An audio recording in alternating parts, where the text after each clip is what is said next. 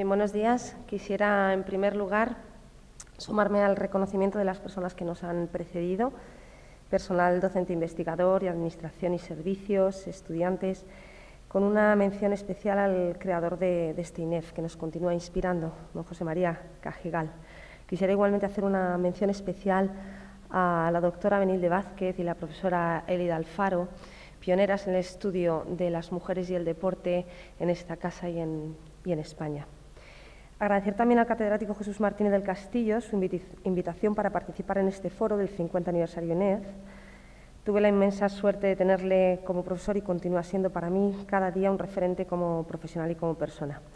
Agradecerle también, en esta ocasión tan señalada, la posibilidad de volver a hacer equipo con profesionales de la talla de los doctores Jiménez Beati, Moscoso y del Hierro, presentando las demandas y barreras desde la perspectiva de género.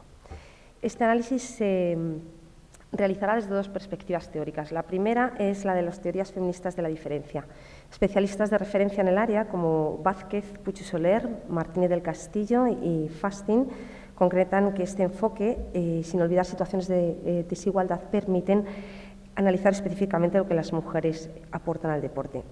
La serie histórica sobre hábitos deportivos en España, del CIS-CSD, nos permite evidenciar en este gráfico, en azul, los datos que pertenecen a los hombres, en rojo los que pertenecen a las mujeres, que estas desigualdades en el acceso a la práctica deportiva entre mujeres y hombres en los últimos años se han reducido, pero que continúan siendo importantes.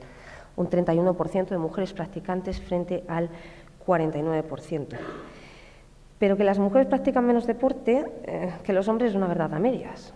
Porque si añadimos a esta perspectiva la de la edad, vamos a ver que en torno a los 40 años se produce un punto de inflexión importante. Estos son los datos del último Eurobarómetro 2014.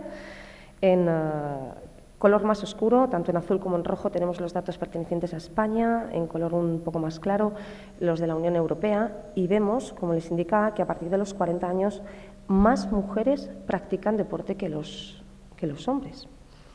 O sea, que sería cierto aquello de que las mujeres practicamos menos que los hombres en la infancia y en la juventud. Y es en estos dos momentos vitales cuando aparecen dos momentos claves del abandono de la práctica deportiva. El primero se sitúa en la adolescencia. En esta edad, en ambos sexos, disminuye la práctica, pero lo hace mucho más en el caso de las mujeres. Y el segundo punto clave de abandono de la práctica deportiva de las mujeres se sitúa en torno a los 30 años. Es el momento de la incorporación a la vida profesional, pero fundamentalmente la primera maternidad.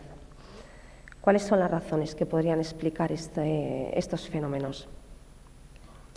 Para mí, la hipótesis de la existencia de dos culturas deportivas, formulada por Puig i Soler en el año 2004, o de dos mundos deportivos, de Talleu, contribuye a explicar por qué las mujeres continúan practicando a partir de los 40 años.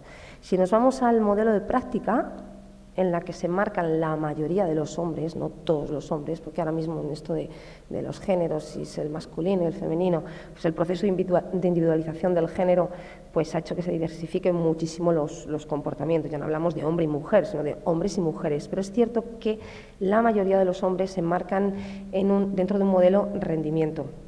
Buscan fundamentalmente la superación de ellos mismos o de otros y experimentar sensaciones, practicando deportes de resistencia, de confrontación, extremos, fundamentalmente del sector tradicional asociativo federativo, y esta práctica la mayoría de las veces es autónoma y al aire libre.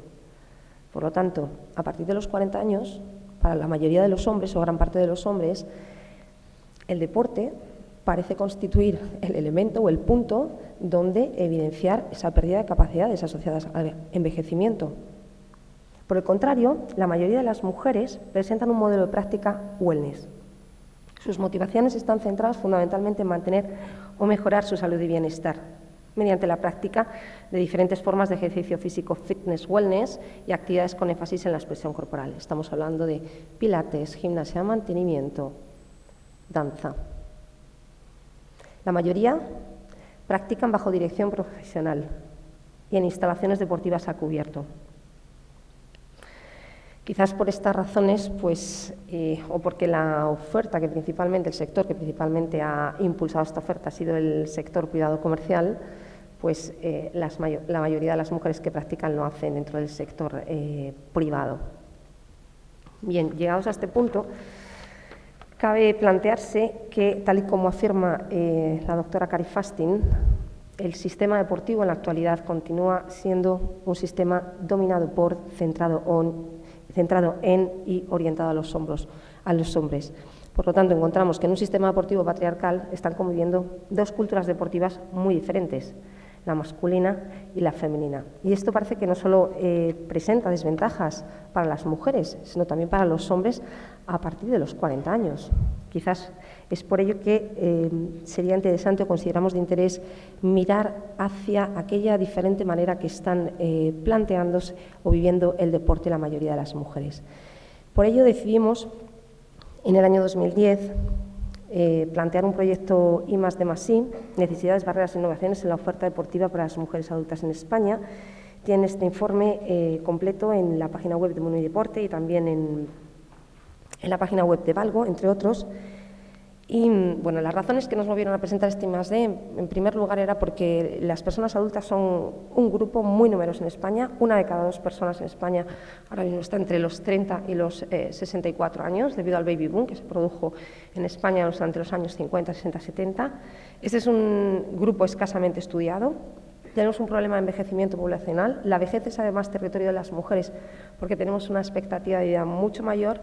Y había otro elemento que aparecía. Si nosotros en España, uno de los problemas que tenemos en la actualidad es que tenemos una de las tasas más elevadas de obesidad infantil y juvenil, veíamos que un elemento clave podía ser el que estas generaciones contaran con modelos parentales de práctica. Recuerdo que el tener o contar con padres o madres que practiquen deportes pues está incluido entre las principales variables predictoras de la práctica de actividad física. Y allá nos lanzamos. Les estamos presentando en este momento los resultados. Estos están referidos a la tasa de práctica. Encontramos que en los hombres nos aparecían diferencias significativas en los hombres. Los hombres practican más deporte que las mujeres utilizan el caminar con más frecuencia que los hombres para realizar ejercicio físico. Y con respecto a las demandas latente y ausente, encontrábamos que son más las mujeres que, aunque desean hacerlo, no consiguen, y las mujeres que ni practican ni deseaban hacerlo. El análisis de las actividades practicadas y demandadas, en azul y rojo más intenso, se ubican las personas de la demanda establecida. En azul y rojo un poco más claro estaría la demanda latente. Bien. Con estrellas pueden observar en qué grupos de actividad hay diferencias significativas. En todos los grupos de actividad. Los hombres practican y demandan ciclismo, carrera, deportes al aire libre, fútbol, musculación y sala de fitness. Cabe matizar que dentro de la demanda establecida, la práctica autónoma al aire libre es mayoritaria en ambos sexos. Ellos fundamentalmente mediante actividades como montar en bicicleta y correr, y las mujeres mediante el caminar. Pero sí que evidenciábamos una mayor proporción de mujeres. Primero que camina, una de cada dos mujeres practicantes, para ella caminar es la principal forma o actividad para realizar ejercicio físico, pero fundamentalmente practican y demandan clases colectivas, gimnasia de mantenimiento, actividades cuerpo-mente, actividades con soporte musical. Y aunque no había tantas practicantes de natación, sí encontrábamos diferencias significativas en la demanda latente de natación. Fueron evidenciadas otras diferencias de género en el modo de organización, espacio, gasto y forma de desplazamiento. Mientras que ellos, la práctica autónoma al aire libre, en solitario, con amistades, en el marco asociativo era mayoritaria, encontrábamos que las mujeres son un grupo de interés para profesionales y organizaciones deportivas. Ellas practican y desearían practicar más bajo dirección profesional. Gastan y gastarían más. Mensualmente el grupo más importante se sitúa entre los 19 y los 30 euros.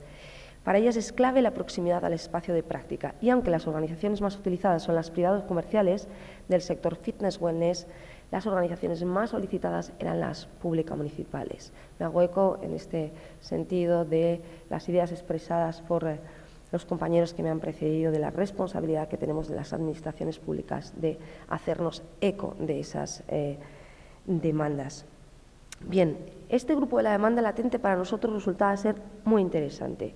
Lo primero que observamos es que el grupo mayoritario dentro de la demanda latente eran las mujeres, las denominamos las jóvenes adultas, entre 30 y 45 años, que trabajaban y tenían hijos menores de 8 años. Este no solo era el grupo más numeroso, sino el grupo que más barreras presentaba. Para el análisis de las barreras utilizamos el enfoque de los modelos ecológicos. Ven que utilizamos 4 agrupaciones en diferentes colores que marcan los diferentes niveles. Los modelos ecológicos presuponen que el comportamiento en relación a la práctica de actividad física como elemento clave de un estilo de vida saludable está influido por una interacción a diferentes niveles de factores individuales, como puede ser el cansancio, la pereza, que no tengas el hábito, no hayas practicado un ciclo de vida anterior, factores sociales muy relacionados con cómo yo interactúo con el entorno, es decir, mis obligaciones, mis ocupaciones. Dentro de esos factores sociales a nosotros nos aparecían los factores culturales, es decir, el cuidado de los hijos y del hogar. Son roles que tradicionalmente han sido atribuidos a las mujeres y que continúan siendo importantes barreras. Y por último teníamos las barreras ambientales, es decir, en este caso de la oferta deportiva. Como les indicaba, la barrera más mencionada por estas mujeres fue la dificultad de generar tiempo para sí mismas. Y aquí nosotros encontramos una cuestión relacionada con la ética del cuidado. Para estas mujeres jóvenes con hijos es más importante cuidar de la salud de sus hijos o de su familia que de su propia salud. En segundo lugar aparecían el cuidado de los hijos y el cuidado del hogar. En cuanto a las barreras individuales, también las mujeres presentaban pues, ese cansancio derivado, suponemos que en principio de esa triple jornada, porque no solo es el trabajo, son los hijos y es el hogar. Pero no nos queríamos quedar únicamente en el diagnóstico, sino que nosotros le preguntamos a estas mujeres ¿y qué podemos hacer para reducir esas barreras? Y la innovación que nos solicitaban había ya sido apuntada en los estudios del año 2005 de Martínez del Castillo, en las mujeres de Madrid o en otros documentos de referencia elaborados por el Consejo Superior de Deportes. Es la posibilidad de coordinar la práctica de padres, madres, con sus hijos en la instalación deportiva. Estoy diciendo padres y madres, pero en realidad esta innovación era mucho más demandada por las mujeres que por los hombres. Podía ser coordinar la clase de pilates con la clase de natación, o bueno, si es que tengo que cambiar al niño, resulta que la clase más corta, pues ahí está el HIIT, ¿no? El High Intensity Interval Training, un entrenamiento mucho más corto, más intenso, que te permite coordinar mucho más, o pedían también guarderías, programas de cuidado, también ludotecas. Nosotros consideramos más interesante las ludotecas por ser el juego, entender que el juego es un precursor del deporte. Otras cuestiones que nos aparecían también, como la principal barrera organizativa era el precio. Y otras innovaciones que nos solicitaron, en este caso eran tan demandadas por los hombres como por las mujeres, fue la oferta de nuevos programas coordinados. Y esto yo creo que es un reto importante, especialmente para las entidades o las organizaciones que formamos a los futuros profesionales, porque hasta ahora hemos visto una práctica por edad. Una clase para niños o para niñas o para adolescentes o para mayores, pero lo que nos estaban pidiendo era un espacio de práctica conjunto, dirigido, semidirigido. Yo creo que aquí tenemos que hacer una reflexión y pensar qué es lo que quieren, pero lo que nos un poco derivaban es, si yo tengo una falta de tiempo, me gustaría que el tiempo que yo dedico a ponerme en forma lo pueda ocupar también interactuando, educando o simplemente compartiendo tiempo con mis hijos. La otra innovación también, ya apuntada en los estudios de Martínez del Castillo, fue la incorporación de programas de actividad física en el centro de trabajo, bien en el propio centro o mediante convenios con instalaciones próximas. Esta volvía a ser una de las innovaciones que era tan demandada por los hombres como por las mujeres. Y hasta aquí eran las barreras que percibían tanto los hombres como las mujeres. Pero la revisión realizada por Talleu en la Unión Europea en el año 2011 comentaba que a esas barreras que perciben, en este gráfico las vemos en color más claro, las personas adultas fundamentalmente la falta de tiempo, las responsabilidades añadidas que tienen las mujeres, no solo del empleo, sino también el cuidado de sus hijos, de su familia o del hogar, Y en el caso de las adolescentes, los cambios que provocan la pubertad o la búsqueda de una identidad sexual pues generan vergüenza o timidez cuando practican deporte con chicos o en las clases de educación física.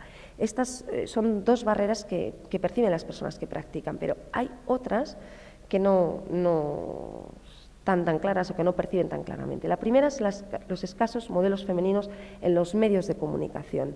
Y está muy bien visibilizar campeonas, pero vemos que la mayoría de las mujeres, el modelo de práctica que tienen es un modelo salud.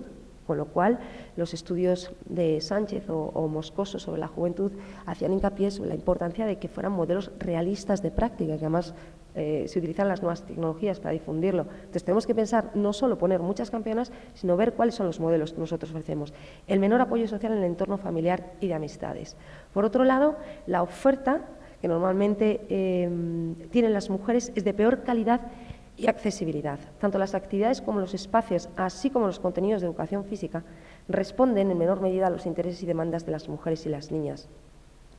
Uno de los elementos que FASTIN y colaboradores, o en la hoja de ruta para mejorar la igualdad en el deporte en Europa entre 1914 y 1920, una de las acciones prioritarias que señalan, además de, por ejemplo, el cuidado paralelo de los menores, es la incorporación de mujeres a puestos de toma de decisiones, que se supone facilitarían el desarrollo de acciones específicas dirigidas a mujeres. A mí me gustaría matizar que creo que no son necesarias mujeres, fenomenal, si hay mujeres, pero yo creo que es más interesante, o yo habría dicho, profesionales sensibilizados o capaces de incorporar la perspectiva de género en el desarrollo de acciones específicas. Bien, para terminar, he hablado de cuáles son las acciones fundamentales que, a mi juicio, derivadas de ese proyecto I+D, fundamentalmente, podrían realizarse para mejorar la igualdad en el deporte, pero quería acabar esta intervención con el resumen que una investigadora referente en el área, Kari Fastin, hace sobre la capacidad que tiene el deporte como una herramienta clave para mejorar la igualdad en la sociedad.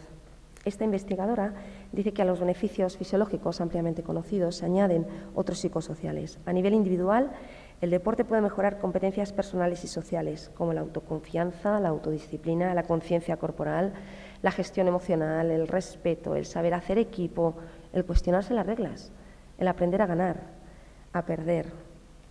A nivel social, el deporte puede promocionar objetivos de género más amplios, como el empoderamiento y la conciencia de los derechos humanos. Puede hacer que las mujeres accedan a espacios públicos donde reunirse, donde desarrollar nuevas habilidades, obtener apoyo social y disfrutar de la libertad de expresión y de movimiento. Debemos recordar que el deporte es una importante herramienta que promueve la educación, la comunicación, la negociación y las habilidades de liderazgo, que son fundamentales para el empoderamiento de las mujeres y que son especialmente importantes para las niñas, que a menudo tienen menos oportunidades que los hombres para la interacción social fuera del hogar, más allá de las estructuras familiares. Muchas gracias.